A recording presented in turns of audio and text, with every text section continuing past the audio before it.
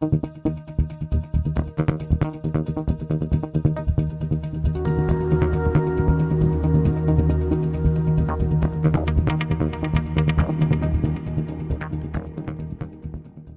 of all, it's my pleasure and privilege to introduce to you the Chair of the British Council, Lord Kinnock, Neil Kinnock, who is in Berlin for the launch of Transatlantic Network 2020, and Neil is going to kick off this press conference. Thank you. Thank you, Michael. Good morning, ladies and gentlemen.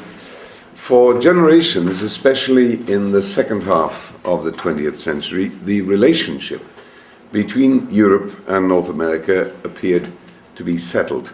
Even periodic exasperations between the two sides of the North Atlantic produced no fundamental shift. But in the last 2 decades, several seismic changes have incrementally influenced the attitudes of new generations. The end of the Cold War, the enlargement of the European Union, the continual and diverse effects of globalization, the sustained communications revolutions, the evident advance of different economic powers, obviously, notably India and China, geopolitical stances and military ventures, particularly in the last 5 years, have all contributed to alterations in people's perceptions and alignments. Rather than passively accepting the mental widening of the Atlantic, it's therefore worth trying, in the view of the British Council, to find a more productive alternative.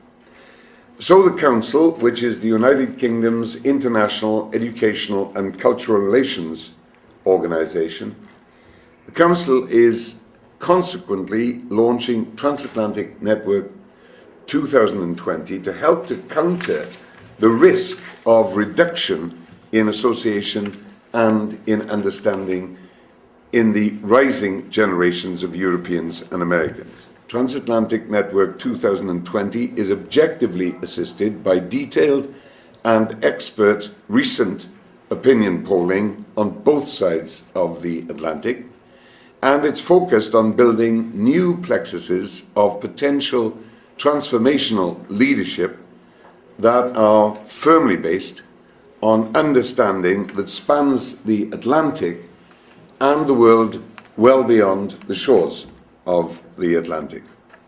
Now, Julian Morgan, with the polling evidence. What we can show you today is the view of the transatlantic relationship from either side of the Atlantic on a few dimensions. How do people view, first, how do people view nations as a whole? Second, how do they view citizens within those nations? How close do they feel? What stereotypes do they attach to citizens of other nations? And indeed, is there a link between the two? Is there a link between people's emotional sentiment towards a nation and their emotional sentiment towards the individual in the nation? Then we look at the desire for closer relations. How many people actually want to get closer? How many people don't? We've looked at the stereotypes. We then look at, well, how many of those stereotypes are actually true? How different are people really between Europe and the United States and Canada? Are those stereotypes borne out by fact? And for the benefit of a network partly, but also for interest, where are the rifts greatest? What groups of people, what are the behaviours, what are the reasons for not wanting to engage with the other? So, the sample.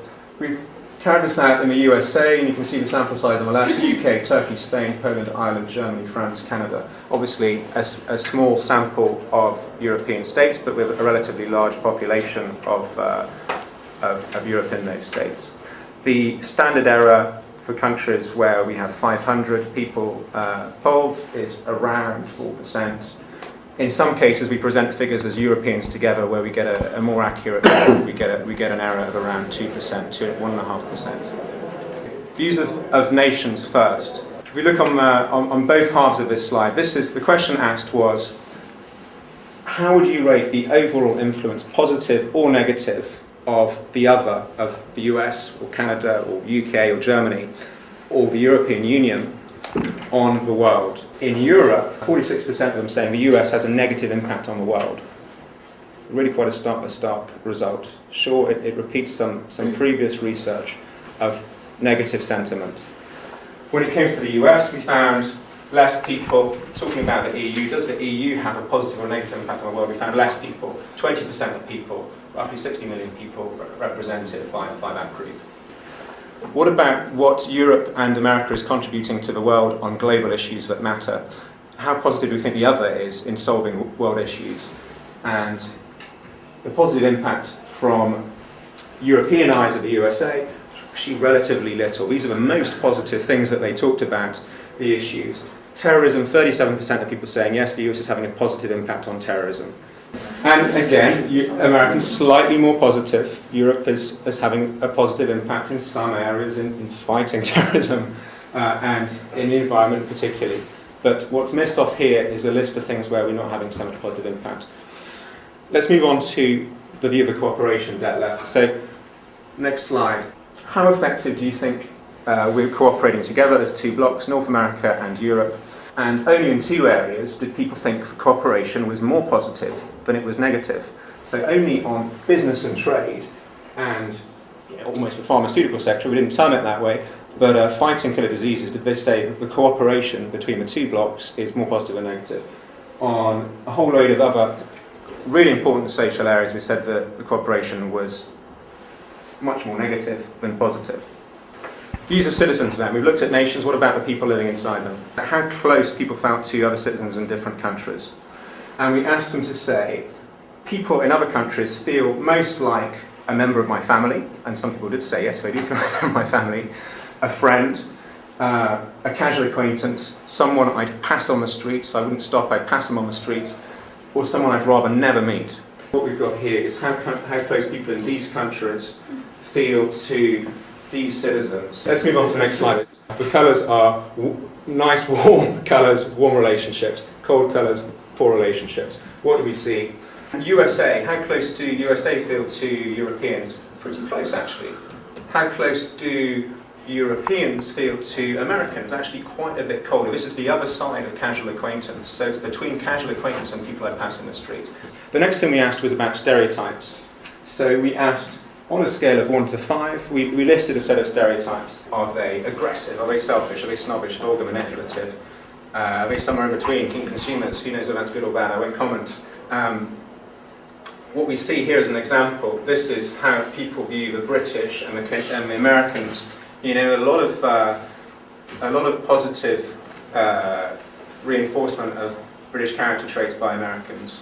But what we see is this is views about Europeans, and right across the board there's quite a few positives triggering, quite a few blues which are positives. This goes for Americans as well. They're fairly positive about European traits, and not many negatives triggering. Despite all this, despite those negative stereotypes, despite cold feelings towards the other,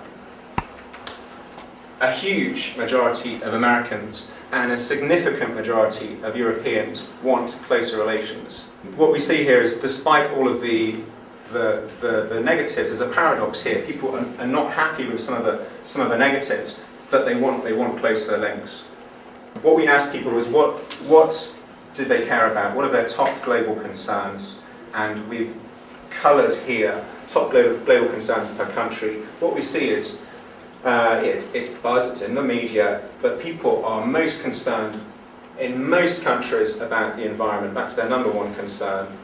And guess what? America's coming out with it top as well. So what people care about as a global issue isn't very different on either side. The percentages are a bit different, but their top issues are the same. We then asked, okay, this is what you care about. Some people said, I really care about, a lot of people said, I really care about climate change and about the environment. What will you do about that? We asked. What would you be prepared to do as an individual?